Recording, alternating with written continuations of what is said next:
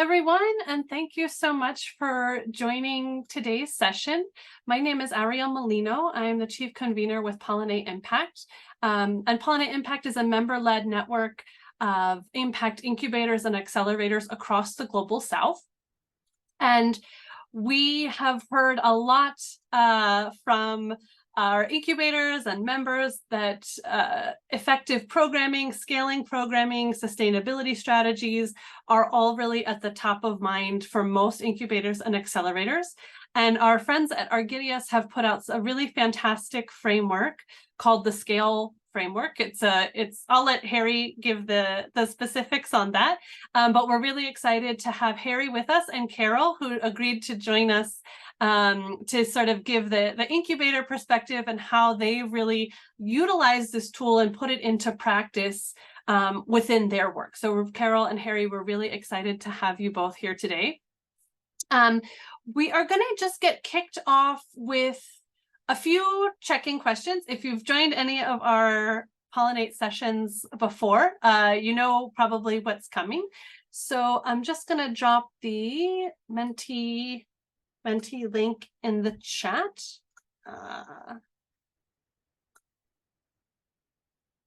Great. So if you just go to mentee.com and you put in that code, you will get into our Mentimeter poll.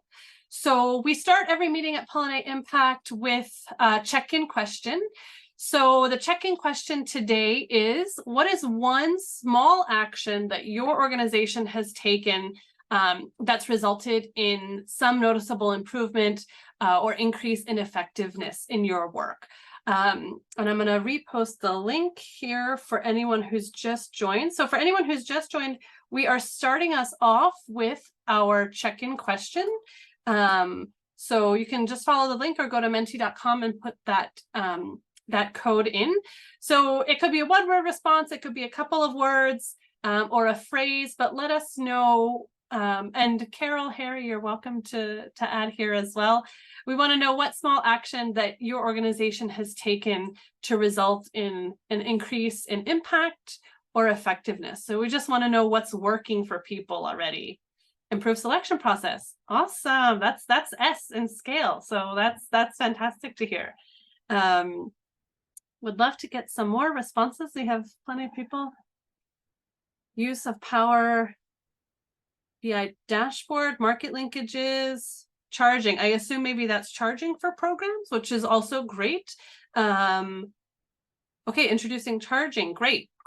So it sounds like maybe paying for services, and that's C in scale. So great to see that some of these things are already getting good use. So again, if you've just joined, please feel free to join the Mentee poll as we go through our check-in questions. So Tessin, if you want to go to the next question, and those of you who are on the Mentee poll, oh, great. There were some more ones coming in. We want to know where you're coming from. So let us know where in the world you are coming from. I know Carol and I are in Nairobi. Tessin is joining us from India. Not sure. Oh, Kinshasa, love that. Fantastic. Kenya, Nairobi, South Africa. Awesome. Great. So some fantastic. Anyone from Asia? I'm curious. Would love to. UK, Nairobi, Ghana, West Africa, South Africa. Awesome. Okay, fantastic. Great. Great. So again, for the folks who have just joined, I know we've had a few more people come in. Feel free to join us on the Mentimeter poll. And we just want to know who's in the room. Are you an incubator, an accelerator, or a community space? Maybe you're a funder or a donor or an academic institution or a consultant. I think we probably have quite a few incubators, which is what we're seeing, an entrepreneur, consultant. Great. Lots of incubators. Okay, fantastic. Yeah, I think it just helps us understand sort of who's in the room. And then, oh, sorry, Tessin, can you go to the next question? Or that's that. So yes, I think we probably had some of these in the first question. We want to know if any of these strategies which of these strategies do you actually already employ within your organization? So do you have a really robust selection process? Somebody already mentioned that. Do your enterprises pay? That came up a couple of times already. Do you ensure that your programs are really designed to address really acute challenges for the entrepreneurs? Maybe you're really good at learning and evaluating based on what's working. Maybe you're really good at leading by example and doing what you tell your entrepreneurs to do, but sometimes we fail to do those ourselves. Or maybe none of those feel quite right. Okay, but it sounds like selection and program design are what we're already doing really well. So fantastic. I think that actually gives, oh, great. So we're really great at designing programs. So that's fantastic to know. So thank you so much, Tassine, for that, and thanks to everyone for contributing. I will let Harry and Carol introduce themselves as we get started, but I think that was really helpful to understand where everyone's at in understanding, the quality of their programming and how we can improve that and scale that further. So Harry, I will hand it over to you to do a quick introduction, and then Carol will go to you. So thank you very much for having me, Ariel and team, and a pleasure to be here. Good afternoon and good morning, everyone. I'm Harry. I'm the Evaluation Learning Manager at Argidius, and I'm in my 8th year here, and I'm based in Zug in Switzerland. Carol, over to you for a quick intro. Thanks, Harry. Thanks, Ariel. Hi, everyone. My name is Carol Kimari. I'm the country manager for YGAP Kenya. Been with YGAP for over 10 years, and which is an acceleration program. So a lot of what we'll be discussing today are things that we have had to learn and had to implement to differentiate ourselves with a lot of accelerators and incubators. And we've seen the use of especially whatever Harry is going to be discussing, and I'll share with you with that a little bit later. Awesome. Great. Thank you so much, Carol and Harry. Yeah, Harry, over to you. So Harry's going to give us some context. Carol's going to give us some practical application, and we welcome questions from any of you. We'll save quite a bit of time at the end for questions, so feel free to drop them in the chat as we go. And Harry, over to you. Please go ahead. All right. Thank you very much. Hopefully you can now see my screen. Is there any nodding or waving? Yes, we can see. Yep. And it's the full screen version. Yes, sir. Great. Okay, fantastic. So very briefly, Argidius is a private Swiss foundation, and since 1956, we've broadly been looking at enterprise solutions to poverty. And in the last 10 years, there's been a real focus on SMEs. And SMEs because we know that salary wage jobs are the distinguishing feature of not being in poverty. And we know that most emerging markets are suffering a severe lack of jobs, especially productive formal jobs that enable people to have safe and dignified work. So we've been looking at SMEs. This is the segmentation we use. There's various other types of segmentation. We don't look at necessity-driven entrepreneurs or necessity sort of micro-entrepreneurs. We did that in our previous iteration of microfinance. So we think of businesses at these different stages. So at the idea stage, and I imagine for the incubators in the room, that's very much where you sit, maybe in the startup and early stage. We also look at businesses in the growth stage. We look at them across different growth trajectories. So formalizing businesses, typically serving more local markets and growing incrementally. Dynamic businesses, often things like agro-processors, like manufacturing, typically family owned, and tend to be on a national scale, maybe regional. And venture businesses, businesses which start with scale, significant scale in mind, and are pursuing a sort of hockey stick growth curve, and we encounter them at different points. We also when we arrived at Argidius, a consultant and a very expensive consultancy that will remain nameless said, do accelerators, because accelerators are the thing. but without really much evidence of, well, why do we do accelerators when there's lots of other things to try? So why don't we try accelerators and incubators and competitions and training and coaching and mentoring and networks and finance, and let's find out what works best. So this is the sort of range of interventions that we supported. And over the last 8 years, we've supported over 50 organizations, over 60 now, who have each typically for at least 3 years at a time. And they've run hundreds and hundreds of cohorts. And now over 49,000 businesses have actually been through those programs and shared back their data on how they're doing. And we have a standard framework for assessing, okay, so to what extent are these businesses actually being supported to grow and develop? And what proportion of businesses in any program being supported to grow, and what's the extent of that, and what's the cost effectiveness of this, and what's the sustainability of the intervention doing this. So we've been able to basically develop a set of benchmarks that enable us to identify what's working, which projects are working best and which ones are working less well. And we supplement this with a large program of external learning and research. So we've supported many RCTs. We through some of the global academic institutions. We supported things like GALI, the Global Accelerated Learning Initiative. And we also pay a lot of attention to what others are learning, reading academic papers, comparing notes with other donors in their portfolios, and engaging with learning-minded organizations. And through all of this, after about sort of 3 or 4 years, a really distinct pattern started to emerge.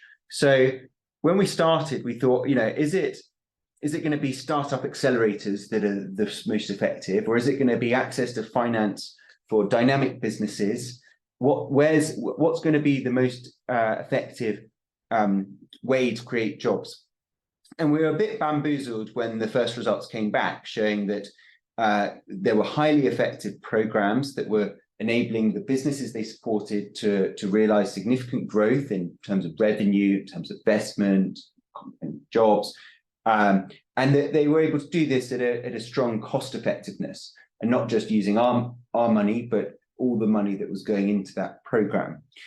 And we saw that there was a distribution of this highly effective work across all of the business types and across all the different types of intervention. We also saw that there were what Graham Macmillan at the ESOs Foundation called the wows, the why did you do that, or why is this not working? And they too were distributed across the spectrum.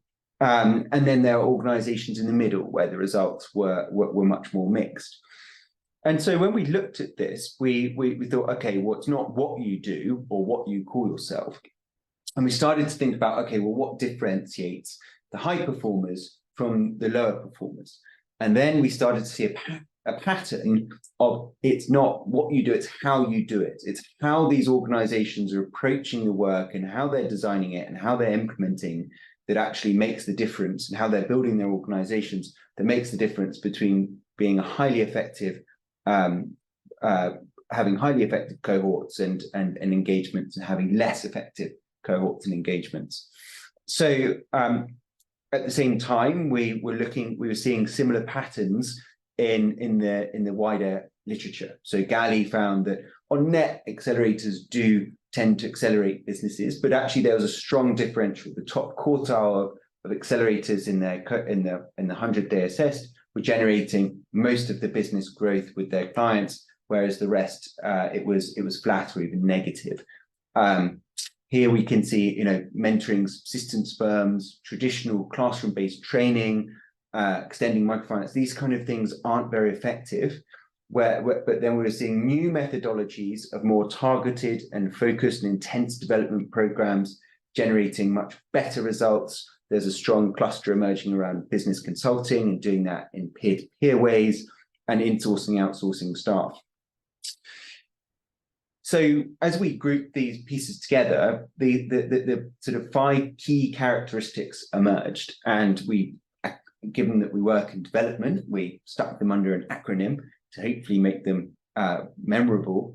And the 5 characteristics were in much more evidence within the highly effective programs and cohorts than those which were less effective. I'm going to very briefly introduce them, and then I'm going to pause and hand over to Carol to describe what they actually look like in practice at YGAP. And then we'll pick up on how others are using them and how you might be able to think about using them. So the first one is selection. Selecting the right enterprises is really important. So, you know, good to see lots of your incubators. So I don't think many of you would describe yourselves as a one-stop shop for any entrepreneur. There are people who do that. So you're already making a good start by being focused on a stage. But seeing that it's beyond selecting the right enterprises, and you'll know this too, it's the entrepreneur profile, or it's actually the entrepreneur's profile, because there's a lot of evidence that founding teams are much more likely to be successful than individual founders. And what are the components of successful teams? So in developed markets, we're seeing that, you know, typically it's entrepreneurs who are global citizens, who have had experience in startups that have experienced exits, or they've had experience at large businesses. They might have science and engineering degrees. In developing countries, we're starting to see similar patterns, but actually that development experience can be very helpful, because it gives people an ability to navigate the development landscape, which is often quite influential in those countries. And that regardless of where you are, older entrepreneurs are much more likely. There's no shortcuts to experience. Older entrepreneurs are much more likely to set up successful businesses than young entrepreneurs. Of course, there are exceptions, and that doesn't mean you shouldn't work with young entrepreneurs. But if your aim is to create businesses that are helping business growth firms and businesses that are really going to grow and create significant impact, you do need to think about, do we have the right mix of entrepreneurs on this founding team?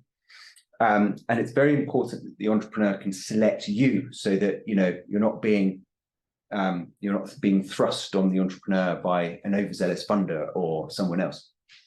The charging enterprises improves performance. So there's no expectation really that the full cost of support will be covered by enterprises. There are a few exceptions where that's true, but especially in the early stages, this is generally quite a subsidized space, even in developed countries, especially in developed countries.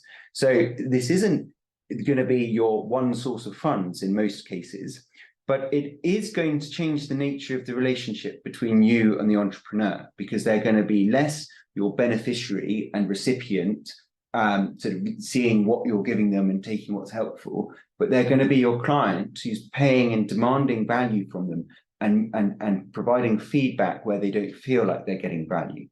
And we've seen that, I mean, most programs that we worked with at the beginning didn't charge. And this has been a process that we've taken various people through, and no one would go back, I think it's fair to say. And I've got an example of that later. The third characteristic is addressing problems. So this looks like an area that you're all very strong at, because you've seen that this is where you can generate better impact, better effectiveness. So that's fantastic. The underlying lesson is, we don't learn best by being taught things we ought to know, like financial literacy or so on.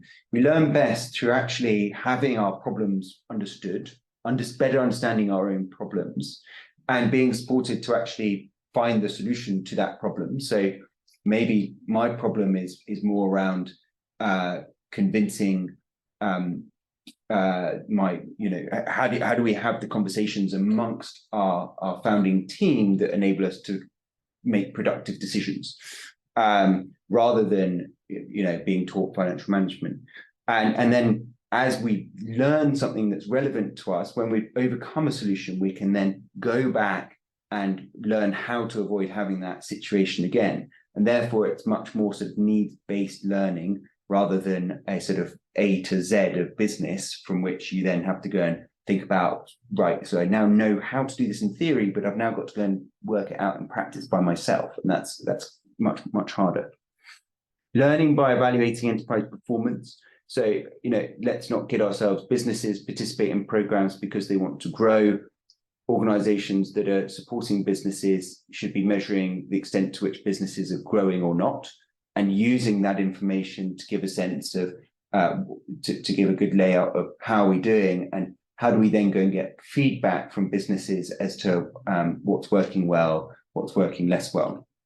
And finally, recognizing that most enterprise support organizations are themselves young organizations, young businesses, and face many of the same problems that any growing business does. So talent, strategy, having a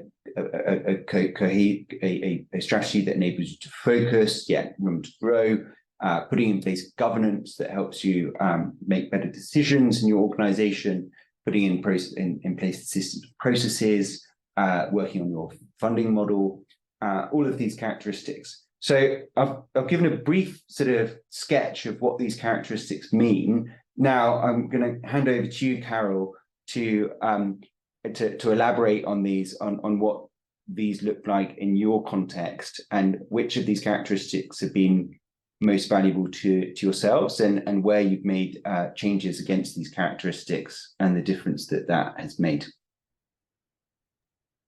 Thanks, Harry. I think the first thing that I need to mention is that when we saw this, and especially when we started when we got the tool, when we got the platform and we saw the scale bit of it, it was that thing of a light bulb moment where we were thinking, oh, so this is a journey that we have had to take, and everything made so much sense. And especially when it was drilled down or summarized in the way that it has been summarized. So for us, it was like being handed the thing about being handed it's like a blueprint of this is what you have been growing, or this is the growth that you have taken. The other thing that we discovered is that a lot of this, the entire scale is one is working with the other. If you look at the charging bit, you can't have the entrepreneurs who are charging if you haven't selected properly. If you're leading by example, it means that you have to look at the learning that you have done. If you're addressing a problem, that means that you have to understand who you are. So I'll try and go through them as quickly as possible so that then we can allow for questions.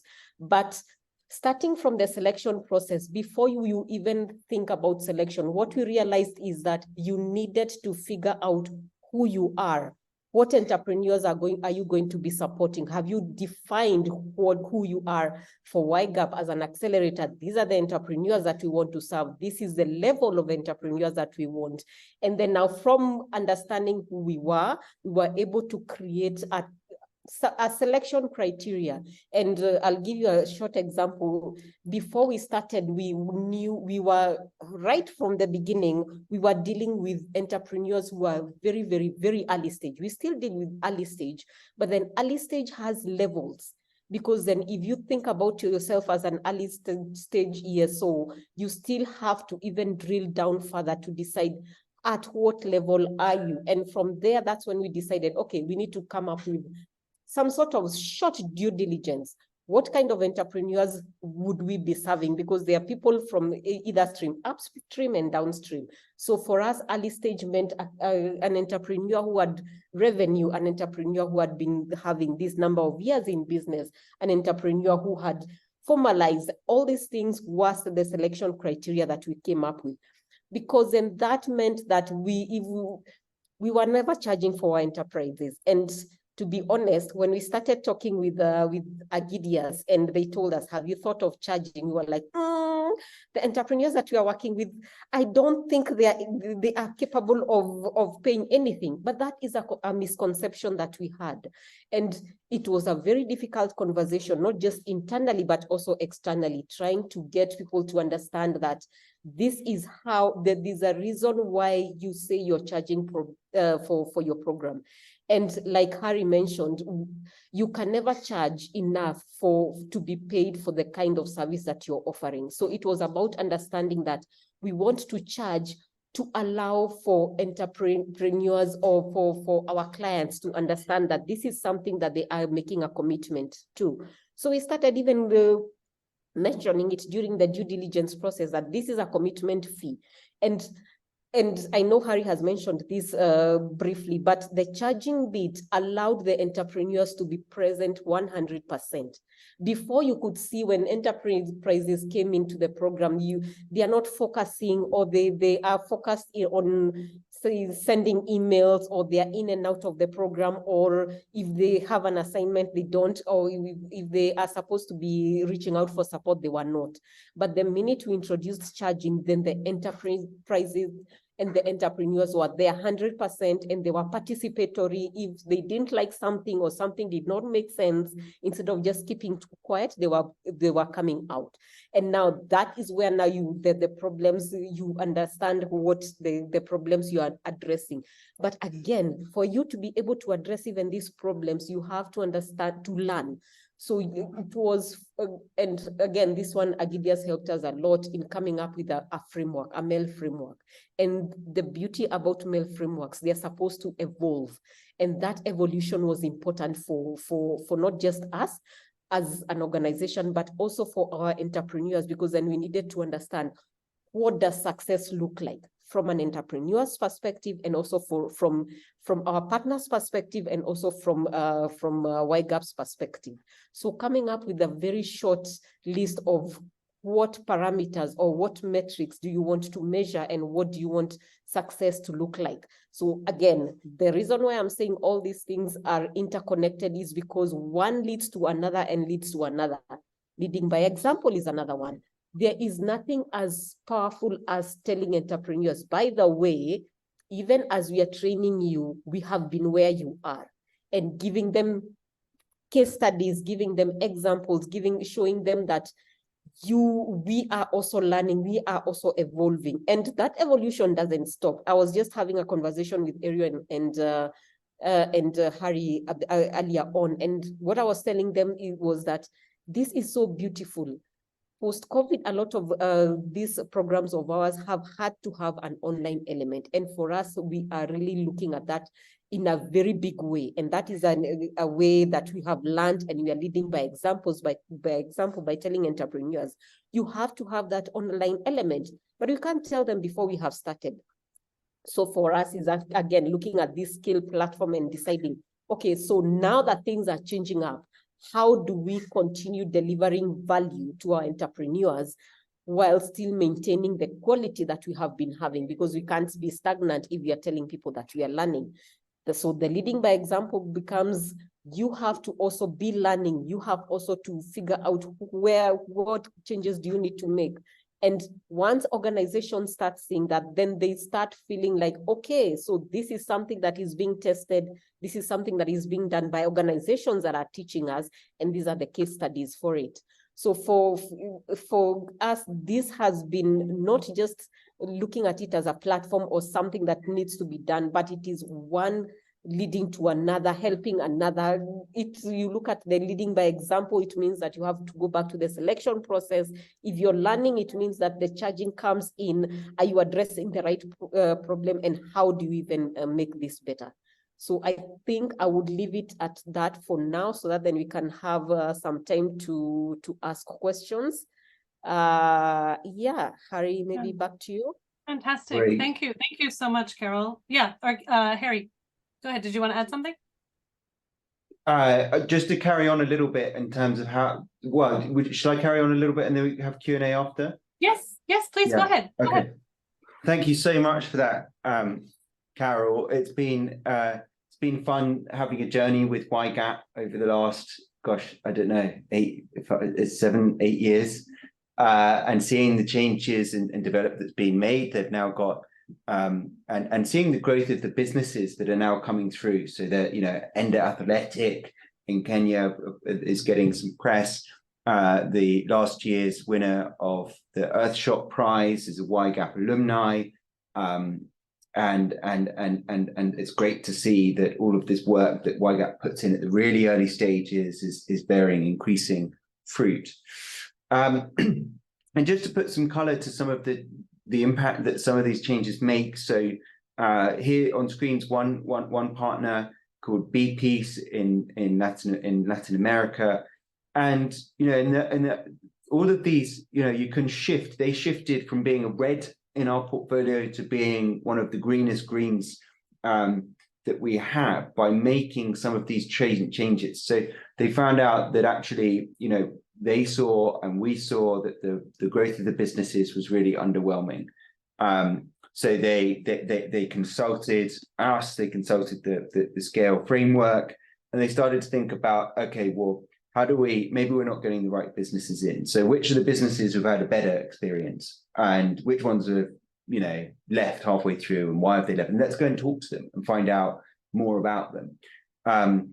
Let's go find out, how they view our program, and getting this qualitative feedback to supplement the growth indicators is really valuable. And they found out in their case that the timing of their program was too long.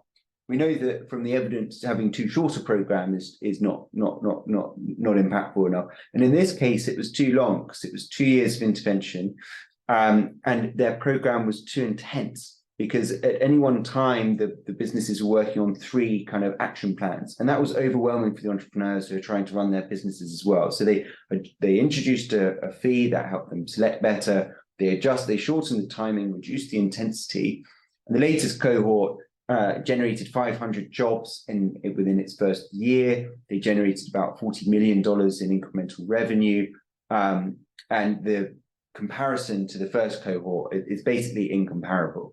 Where the first cohort was, we were putting X $100,000 in, the businesses were growing by a similar amount. It's not really what the kind of return that we were looking for. And across our portfolio, we've seen that by helping organizations think more clearly about this, the whole pattern improves. So the ROTE is the incremental revenue of the businesses, so that how much the business is growing compared to the total cost of support. And there's a large distribution showing there's a lot more space to get even more effective overall. And the scale is available, so it's free, it's online, and there's a variety of resources. So there's the executive summary is a nice sort of starting off point, and there are visual animations if you want to have a bit more of an overview. The scale report's quite comprehensive, and it's got case studies of organizations and how they've actually, if you're thinking about, so how do we go about bringing in a charge? It's got case studies of how organizations have actually done that, so you can think about what that looks like for you. The diagnostic tool is probably the one that I'd recommend everyone to have a go with. So it's online, it's a Google Sheet, you can download it as an Excel. And basically, I'll just try and show you quickly, because you can rank yourself, and you get a sense of, okay, well, the aim isn't to be a top score on everything. The aim is to have. Sorry, my resolution's not very good for this, I'm afraid. The aim is to see, well, where are your strong points? How do we build on those? Where are we perhaps weaker? And if we're going to change 1 or 2 things, how does this help us prioritize? Because you can start to see, well, what would next level look like? So if I'm going to look here at selection, so do you know who your target is? Like, how clearly defined is it? The financial information is asked for. Are you actually getting a sense of, well, where is the business right now? How detailed is that? Are you conducting a needs assessment already in your pre-screening stage to help them find out, are they right for this program? Do we have the right things that they need to grow and develop? And that you're segmenting. So each of these you can rank yourself against all 4, and then come out at the end and see where you are. And likewise, are the entrepreneurs clear? Are they able to select you clearly? So are you clearly communicating what your program actually looks like? When the agenda is, will they actually be able to make it and turn up? Some things are fairly simple. And then beyond that, there's a sort of gender equity and social inclusion piece where you can check that, are we potentially excluding entrepreneurs who might be relevant for our program? And the scales being used by a broad range of, as it popped back up, by a broad range of actors, from sort of network players to governments, to funders, to individual ESOs, and that there's a growing community of people to talk to, so that if you're embarking on this journey, there's the case studies in the report to reach out to. I mean, there's people in the Pollinate network like Vilgro who have been very instrumental in actually bringing the framework together. So there's a huge amount of people to talk to. And at this stage, Ariella, I'll pause for to hand back over to you. No, perfect. Thank you. Thank you so much, Harry. And yeah, we really want to open this up for questions and discussion. So would love to know if any of this resonates with you, or you know, where you see some of those challenges. I think, Harry, thanks for also sharing you know, that actual toolkit. Harry, I would love to know, you know, in practical terms, how do you see teams employing this? Is this a framework that the whole organization does to sort of assess themselves? Like, what advice would you give to the folks on this call if they wanted to go back to their colleagues and start doing this assessment? How would they roll that out? And what's worked that you've seen? And Carol, feel free to also add if you want to share that as well.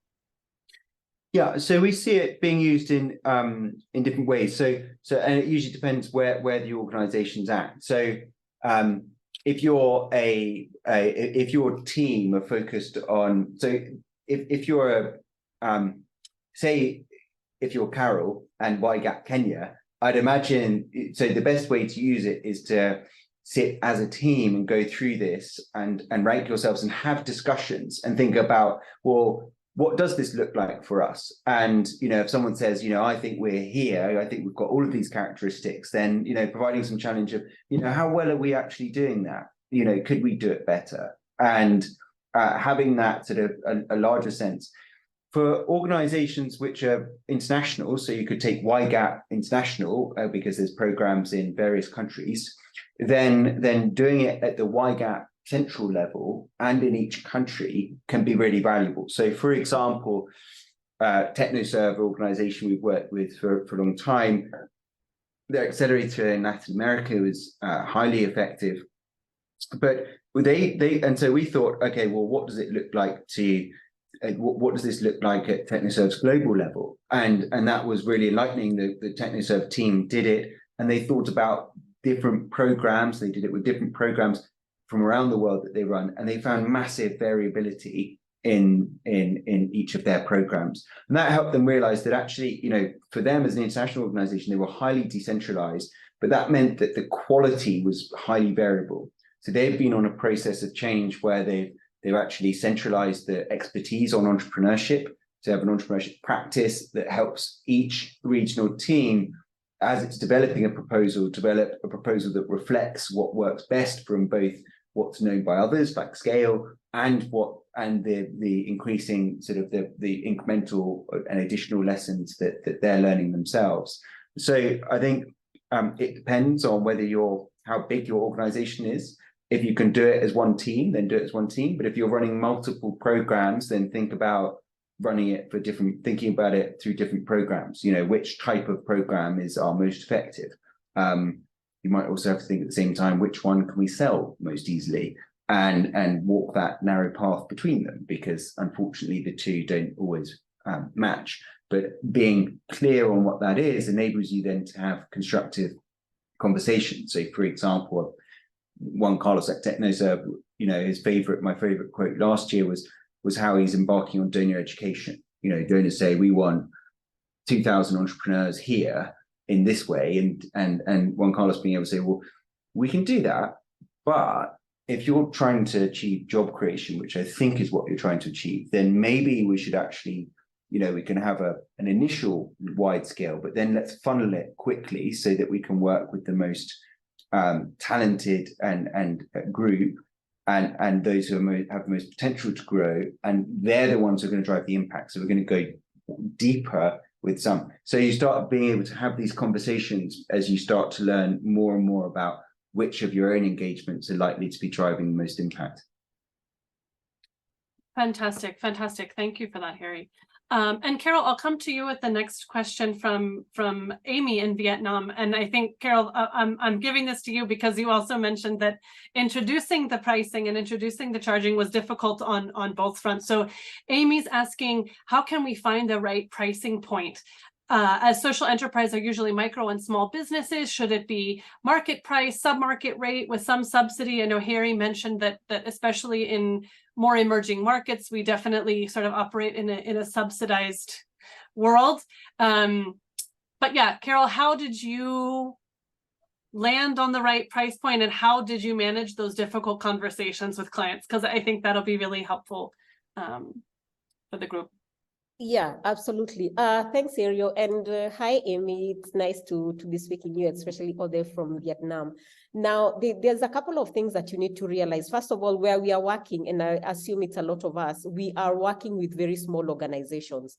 But then remember, these organizations are looking to grow. So it comes, the way I think about it is from twofold. Number one, it starts from the selection. So you have to have determined what kind of entrepreneurs are coming in. And this is where a bit of just sussing out will come about, because then you have to understand as an organization. And just to add on to what Harry was saying about starting, you need to come from it from a small. Sometimes we want to jump in and try and do everything at the same time, but think about it from in different small chunks. So if you're speaking to your team, it starts right from the selection. So you've decided the kind of entrepreneurs that you want to select.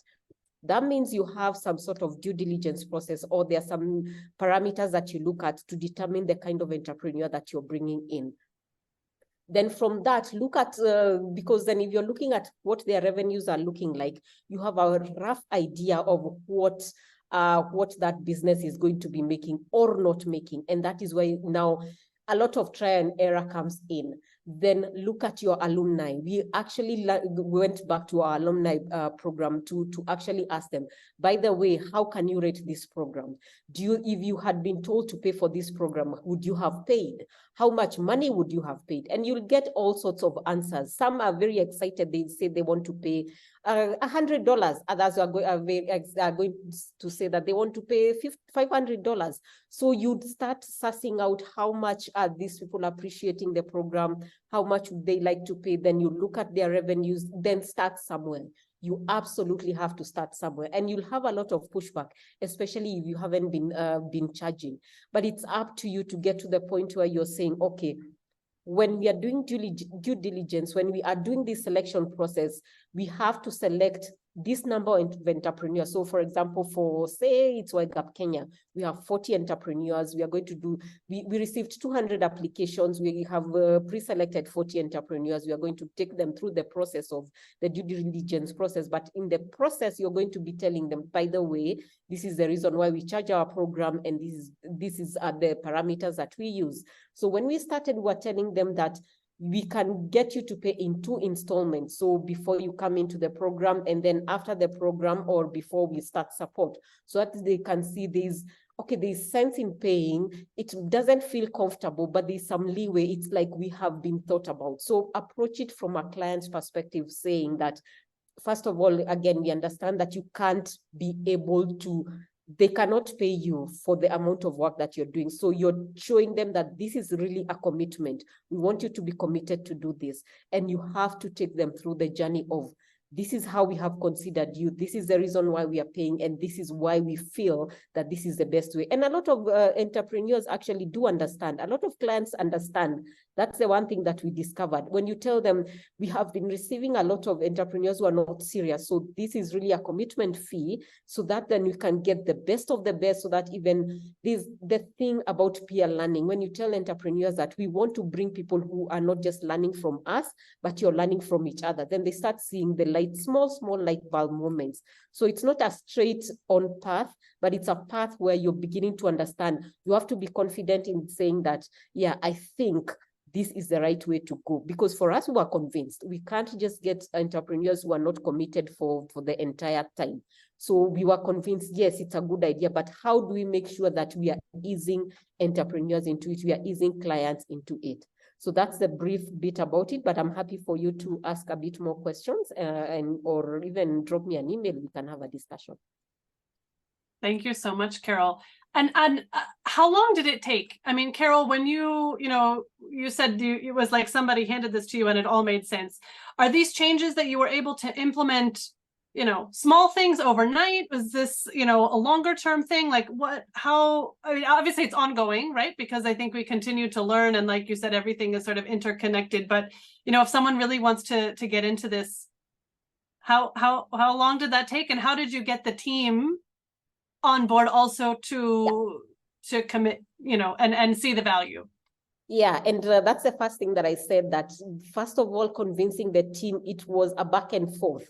And the bit about convincing the team, we also have to agree on the amount. So that one didn't take so long because we already knew the kind of entrepreneurs that we were dealing with, going back to our alumni. But again, it takes quite a while. I'll give you an example. When we started, we already told the entrepreneurs, you can pay in 3 installments, right? When you join, before you finish the bootcamp, and then before we begin, or by the time your support ends. I can tell you that we had a 50% default rate for the final installment. So you find people have joined in and they have gone through the program and they have promised that they're going to pay, but they don't pay. And now from there, that's when you learn, okay, we need to structure the payment plan like this. The first one is fine, it's perfect, because then people are willing to pay the 50% when they come in. But then we are not getting, we are still supporting them and they haven't finished paying that. So then you get to the point where you're saying, okay, we are going to give you this level of support. Once you finish paying, then we can amp up the support. So it's about being creative about how that payment is. It's not easy, but it's something that is worth it, and it's something that you need to continue evolving and getting to a point where, like now, the next big thing for us to evolve is we have part of our program that is going online, but we still cannot remove the charging bits. So we need to also evolve how we are going to bring in that in, because then it's not something that we are removing, but again, the program needs to evolve. So if anyone has experience on what works in virtual learning, I know Carol is keen to hear. Absolutely, absolutely. Thank you. Yes, so, please. Reach out to Carol. One of the things that we've seen just on that virtual learning point is that when there's a temptation to just sort of bung everything online and then people to go through it linearly, but that's not really how we've seen that it's effective to do in person. So it's very important to resist that temptation and to think about, well, how do people dynamically engage so that it's their sort of learning journey that's tailored to, well, what are the priorities for that business? How do you start there? And not sort of add too much in that's not needed just because you can. Yeah, and that's what we even with the online platform, we still had to go to entrepreneurs and find out, what do you think would work? And the way we have done it, it's more of a hybrid model. So where we are introducing, this is what we'll be using, this is the platform that we'll be using, some of the modules that we are going to be using. But then we have 3 days inside. So our program has always been a 6-day living acceleration program. But then again, we figured that there are some clients that we are not reaching. And also, if you're thinking about the best way, the most cost-effective way to do your program, bringing in an online element to it is a no-brainer. But then how do you bring it in such a way that people are not thinking, used to have a living, what is happening? So it's more of hybriding it to a point where you're saying, okay, the initial introduction about YGAP, about all these things that we do can happen online, introduction about the platform and all that, and then bringing people into the program for 3 days now to dive deep, because then there are some elements of a business where you online is not going to work. And then during the support phase and some part of that program then comes online, your master classes, your mentorship sessions, all these things, all this kind of support then comes. So you can't just move from, it's a physical one. No, now we just dump it online. There has to also be that thing of, we are involving the entrepreneurs, the alumni entrepreneurs. They're the best people that can tell you what works and what doesn't work, and also looking at the levels of businesses and the availability of connectivity as well. That is also key. Thank you, Carol. And Harry, I hope it's not an unfair question to ask, because I know you sort of shared at the outset that Argidius your focus is not necessarily on the necessity and sort of lower growth entrepreneurs. But I'm going to ask this because I know at Pollinate we have a few folks that are working with refugee populations or migrant populations that are more of the, the micro and smaller enterprises. Do you see that the scale framework could still translate to those organizations or some principles, or what's your perspective on that?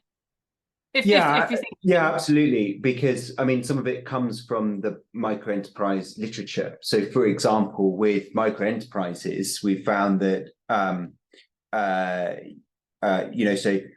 microcredit works for entrepreneurs who already have a business. It doesn't work when you overextend it to entrepreneurs who don't yet have a business, because on those entrepreneurs, you're then burdening a pretty large interest fee. And so to be able to immediately cook up a business model that earns enough income to both pay back the interest and to grow is very difficult. So obviously you want a cash flow positive business, but that the interest eats away the benefits. So it doesn't incentivize entrepreneurs to actually grow, because the microfinance is, the cost of the microfinance is so great that you're like, well, this business isn't actually earning me that much more than if I go back to working as a laborer. So a lot of the evidence comes from the micro enterprise space, because that's where lots of the large scale research is possible. So it absolutely is. And we've got partners like SOMO who work with informal enterprises in informal settlements, Ikomoko, who are doing lots of refugee entrepreneurship. So, and Sina, which is they work with refugees and so on in Uganda, and often in refugee settlements. So, and they've been using this framework. So absolutely. And actually kind of beyond this, it extends to development more broadly. So the lesson around how we learn is also true in the education space. So the most effective enterprise program going at the moment is called Teaching at the Right Level, and it's basically a segmented, targeted program where you're finding out, well, where's this learner, what is it that they need, what's their next step, and how do we teach at that level, rather than teaching them K-12 maths or whatever it is in the more kind of standard education model. So we do think it is applicable, and it yes, because it was built from a range of contexts, and it's not about what context you're in, it's about how do you respond to the context that you're in.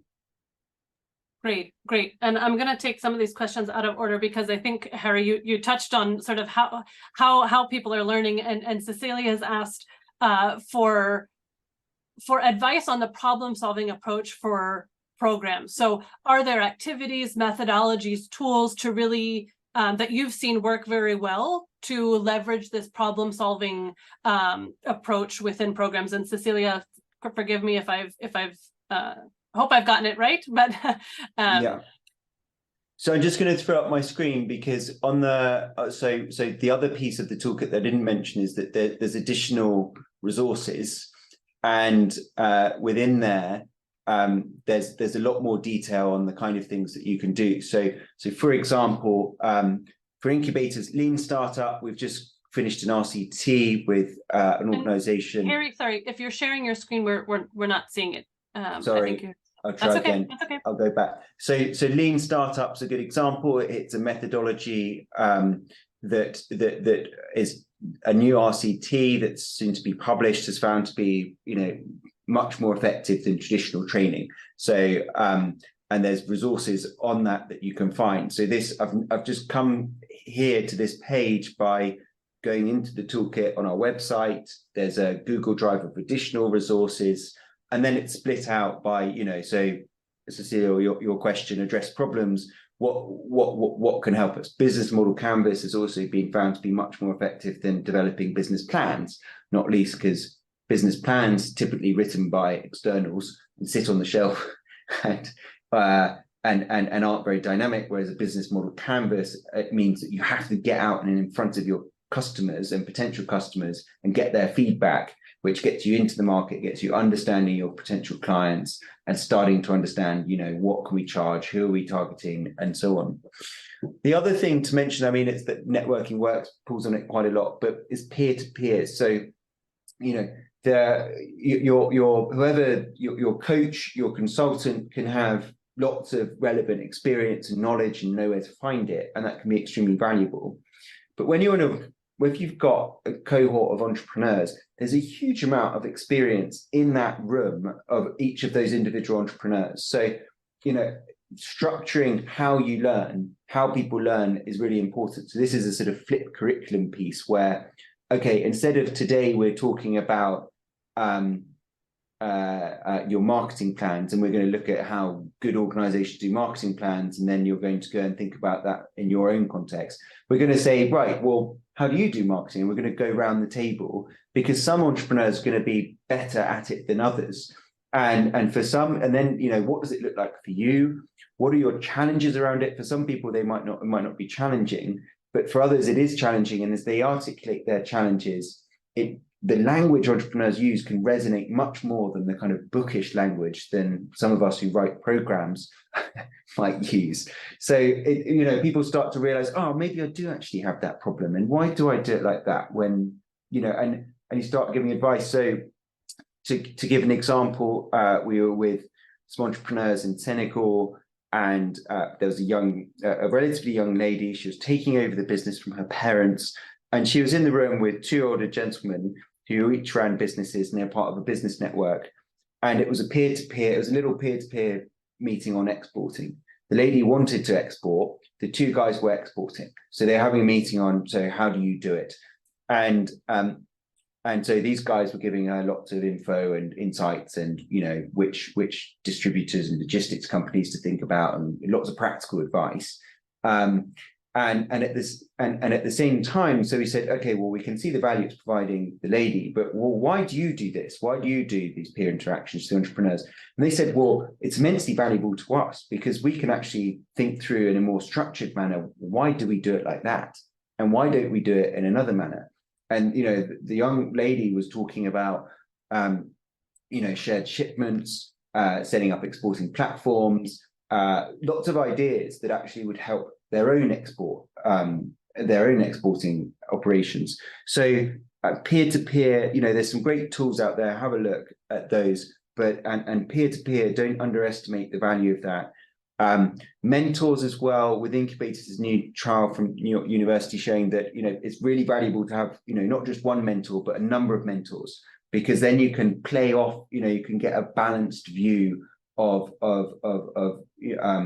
the challenge that you're trying to solve, and having that multiple input can be more helpful than relying on just the individual view of one person.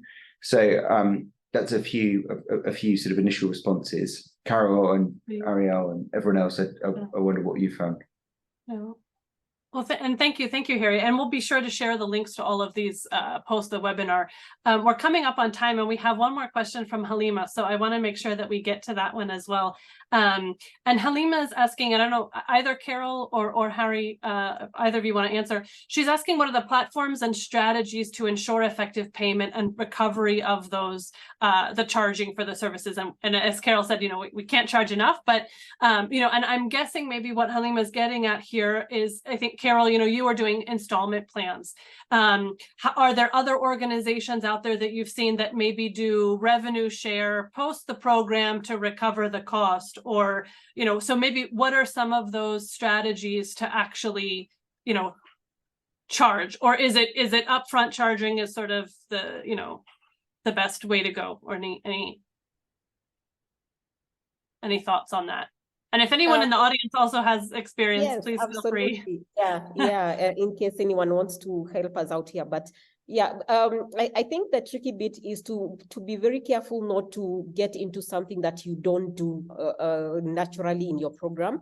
So there are people who prefer revenue share, especially if that's your model, then that's fine. But remember, if you decide that it is revenue share, then it means that you have added an element into your program, and that has cost implication and resources implications. But ideally, what you want to do is if you can be able to peg whatever you're doing to the charging. So for example, if it is saying that when you are selected, you pay the initial whatever percentage installment, and then during the program, and then after, that one pegs a different element. So that then, because then one of the questions you would have, how do I know that that this is worth it? So you can tell them, talk to the entrepreneurs or pay like this, then you can see the value of it.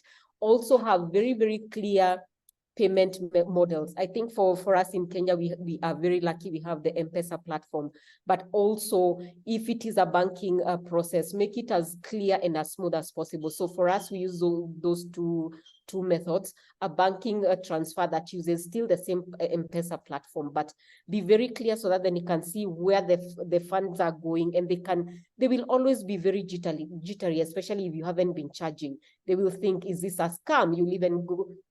We had, for example, a case where one of the applicants, when we called for applications, went online and said, this is a scam, this program does not work, and all these things. So you have two very powerful allies there. Our alumni are the ones, we didn't even need to say anything. Our alumni are the ones who came to our defense and said, this is the program works, this is what I have gained, and this blah, blah, blah. So again, bank on your alumni, but also have very, very clear structures of, this is the amount of money, this is where it's going, and have the conversations even during the due diligence, and this is the process of payment. Amazing, amazing. Thank you so much, Carol. I hope that helped, Halima. I hope that answered your question. And we're a little bit over time, but I really wanted to appreciate Harry and Carol once again. Thank you so much for sharing this. We'll definitely circulate the recording as well as all of the links that Harry was sharing, and would encourage all of you to connect with Carol. If Carol, you're happy to sort of drop your email address in or your LinkedIn into the chat so that people can connect with you and ask questions. I think it's really fantastic to get that feedback from a fellow peer when they're struggling with some of these things. And thank you. Tassina has just pushed out sort of a poll. We just want to know, as Pollinate Impact, how you all would like to continue to engage with us. This is part of our tool library series, and we are actually collecting a number of tools and resources relevant for incubators and accelerators that we'll put out to the community, and we've been consolidating quite a few. So Harry, we'd love to include this in our tool library for incubators going forward. If you have other tools or resources that you've heard of, please let us know, and stay tuned for our upcoming sessions. We have a couple happening in the next, I think we have 1 or 2 happening in December, and then we're planning our schedule for January as well. So please stay tuned, follow us on LinkedIn, or go to the website, which has all of the upcoming information. But once again, thank you so much, Carol and Harry, and really appreciate your time. And yeah, I'll let everyone go back to their afternoons or mornings or wherever you are in the world. But thank you so much. This was so helpful, and I'm sure that the audience got some really great